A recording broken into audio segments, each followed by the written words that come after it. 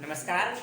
हम अपने YouTube channel learning classes पर एक बार फिर से आपका स्वागत करते हैं। आज हम टॉपिक लिए हैं कृदंत प्रत्यय। हमारा संस्कृत में आज अनुवाद और प्रत्यय से संबंधित टॉपिक है जो कृदंत प्रत्यय है। कृदंत यानी क्रिया, क्रिया के अंत में लगने वाले प्रत्यय को कृदंत प्रत्यय कहते हैं। और आज जो क्रिया है उसको धातु कहते हैं संस्कृत में। तो धातु के साथ जो प्रत्यय हमारा लगता है वह होता है कृदंत प्रत्यय। तो चलिए आज हमारा पहला है तव्यत। तव्यत का मतलब हो गया चाहिए या योग्य। जैसे हम एक धातु लिए गम, गम में जोड़ दिए तव्यत, हमारा बन गया गंतव्य। गंतव्य यानी जाने योग्य या जाना चाहिए। पठ हमारा धातु है, इसमें जोड़ दिए तव्यत, क्या बन गया पठितव्य यानी पढ़ने योग्य या पढ़ना चाहिए।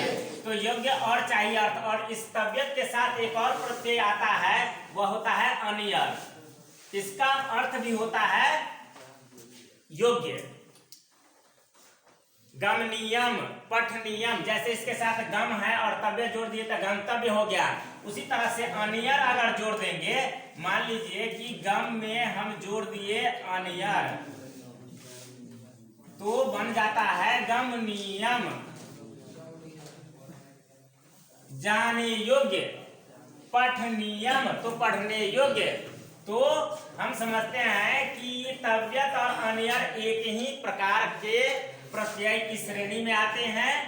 तो तव्यत लग गया तो पठितव्य, गम जोड़ तव्यत गंतव्य, और अनियर लग जाएगा गम जोड़ अनियर तो गमनियम।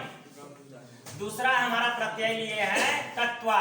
कत्वा में कर अर्थ होता है। जैसे मान लीजिए कोई धातु है और उसके साथ हमारा कत्वा प्रत्यय लगेगा तो कर अर्थ जुड़ जाएगा।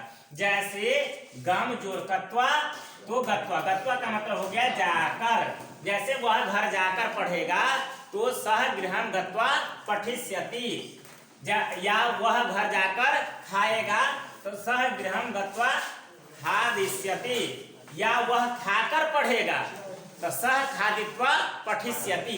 तो यह कत्वा प्रत्यय लगने के बाद कर अर्थ जुड़ जाता है। खाद जोड़ कत्वा खादित्वा, पठ जोड़ कत्वा पठित्वा तो पढ़कर, यह अर्थ आ जाता है। तो हमें याद रखना चाहिए कि कभी भी हम अनुवाद बनाएं या परीक्षा में प्रत्यय के बारे में पूछा जाए, आपके पास रह सकता है कि गत्वा में कौन सा प्रत्यय है। तो गत्वा में है कत्वा प्रत्यय। खादित्वा में कौन सा प्रत्यय है खादित्वा। पठित्वा में कौन सा प्रत्यय है कत्वा। चलिए अब आते हैं सत्री पर। सत्री भूतकालिक होता है जिसका अर्थ हुआ ता हुआ, ती हुई, ते हुई। अब जैसे गम है, गम में हम सत्री जोड़ दिए तो हो गया गच्छन। गच्छन का मतलब हो गया जाता हुआ। पठ जोड़ सत्री पठन यानी पढ़ता हुआ। जैसे है धाव जोड़ सत्री धावन यानी दौड़ता हुआ। जैसे अनुवाद एक हम देते हैं कि दौड़ता हुआ लड़का गिर पड़ा। दौड़ता हुआ लड़का गिर पड़ा। हम देख रहे हैं कि दौड़ता हुआ मतलब भूतकालिक क्रिया में सत्री प्रत्यय की मांग कर रहा है। तो दौड़ता हुआ के लिए हम लगाएंगे धावन, बालकः औपतत। तो धावन कहां से लगाए सत्री प्रत्यय लगा करके। जैसे गम जोड़ सत्री लगाए तो गच्छन, पठ जोड़ सत्री लगाए तो पठन, उसी तरह से धाव जोड़ सत्री लगाए तो धावन। तो धावन यानी दौड़ता हुआ। तो ये प्रत्यय हमारा ता हुआ, ते हुए, ती हुई को जोड़ता है। लेकिन यह गच्छन पुल्लिंग, पठन पुल्लिंग में आएगा। अब अगर हम तुमुन प्रत्यय की बात करें तो तुमुन का अर्थ होता है के लिए। तुमुन का अर्थ क्या होता है के लिए। और पठ जोड़ तुमुन क्या होगा पठितुम, माने सबके अंत में तुम जुड़ जाएगा। पठ जोड़ तुमुन पठितुम। अगर पठितुम लिखा रहेगा एग्जाम में कि इसमें कौन सा प्रत्यय लगा है, तो हम क्या कहेंगे, तुमुन प्रत्यय लगा है। क्या कहेंगे, तुमुन प्रत्यय लगा है। गम जो तुमुन अगर आ जाए तो क्या हुआ, गंतुम यानी जाने के लिए, पढ़ने के लिए। जैसे राम घर जाने के लिए तैयार है। क्या आ गया कि राम घर जाने के लिए तैयार है। तब हम यहां क्या करेंगे, राम मह गृहम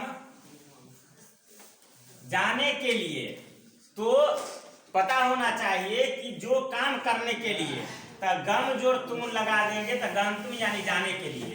तो राम गृहम गंतुम तत्परः, राम घर जाने के लिए तैयार हैं। ठीक है, तो तुमुन प्रत्यय गम जोड़ तुमुन, गंतुम जाने के लिए, खा जोड़ तुमुन, खादितुम खाने के लिए। तो हमें एग्जाम में इस तरह के प्रश्न आते रहते हैं कि कौन सा प्रत्यय लगा है। अगर वहां नहीं तो कम से कम आपके अनुवाद करने के लिए जो 5, 7, 8 कम से कम दिए रहते हैं, उस 8 में से जब अनुवाद करना रहेगा तो हमें इन प्रत्ययों की आवश्यकता होगी। इसलिए इन प्रत्ययों को सही से आप पढ़ लीजिए, समझ लीजिए और अपने नोटबुक पर या लिख भी लीजिए, ताकि कभी भी जरूरत पड़े आगे किसी को बताने के लिए तो वहां ये आपको काम देगा। तो आज के वीडियो में हमने बताया कि कृदंत प्रत्यय यानी धातु जो है, जिसको संस्कृत में धातु कहते हैं, उसके साथ जो प्रत्यय लगता है तो उसके अर्थ में क्या बदलाव होता है, और वह लगने के बाद जो धातु का रूप कैसा हो जाता है। अगर एग्जाम में पूछा जाए तो इसे हम बता सकते हैं। आने वाले एग्जाम बहुत जल्द आने वाला है, इसलिए आप सब इस प्रत्यय को अच्छे से सीख लीजिए, समझ लीजिए। Thank you.